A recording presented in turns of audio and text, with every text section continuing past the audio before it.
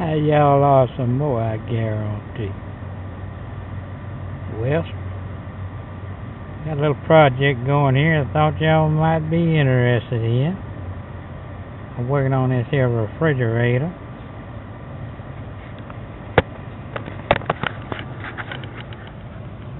I tied me a access valve onto this, using that torch. Now, what I'm gonna do, I got my gauges right here. I'll turn that around because I'm shaky. I know I'm shaky.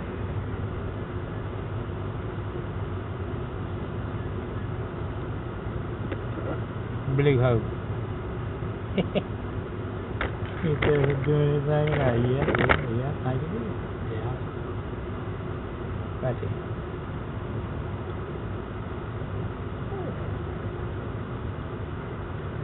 That's the blue holes right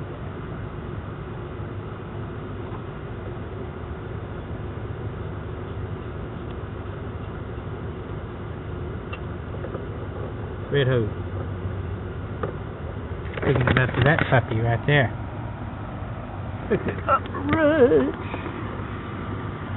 Let's see here. Get a much more better view here. Right there.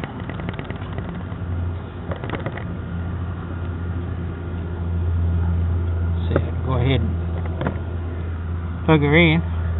Gonna make noise, but I don't care. Go ahead. Oh, come on, boy. Come ahead. Come ahead, you.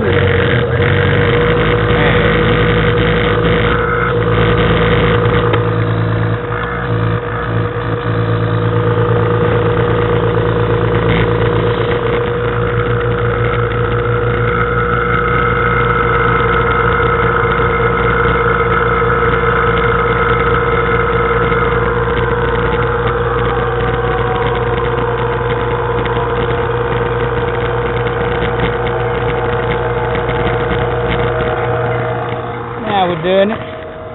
What I'm gonna do, I got that vacuum pump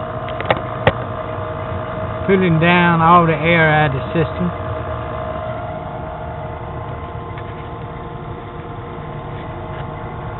Those hose is connected to the access valve. Freon tank closed off, connected to the yellow hose. Open wide open, and that's wide open. Runs a lot quieter with vacuum pump oil in it, don't it, boys and girls? Let's see what we got here, JW. -30. I got the Schrader valve in there. I use my tried and true Schrader valve too. Schrader valve. That's these little doohickeys right here. It goes up inside there. Still got a bunch of these. Let's see here.